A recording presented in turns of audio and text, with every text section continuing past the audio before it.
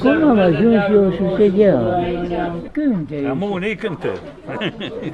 Nu tragă ciul. Să nu tragă ciulul.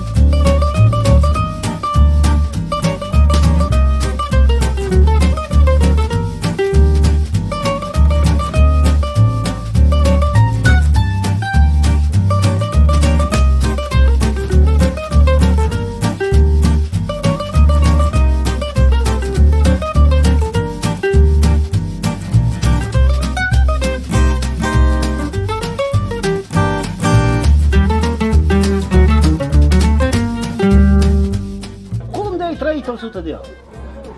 Care-i secretul? Ce ai făcut? Eu, viața mea, cum îmi spuneam mai înainte, eu am lucrat la comerț. Comerțul nu e ca la Bolovan sau cu ciupina la pădure, că e mai ușor. La comerț acolo, cum ziceam, n-am radicat, n-am nică, și am putut rezista. Am la sus, așa.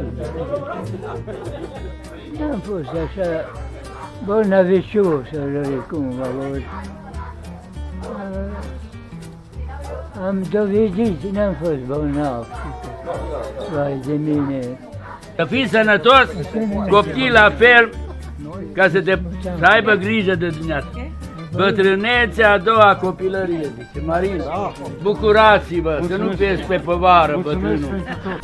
Vii la ora de Am la capul său. Anul, aici să știi, dacă a plouat, să stai acolo. Să nu-l bagi în nu. Da, nu. Las că-i bine, las că-i bine, să fii sănătos numai așa, liniștit, așa și bine. Să trăiți la mult sau și dumneavoastră.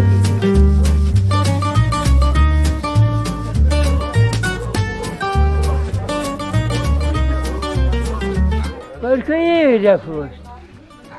Da. Parcă ieri a fost.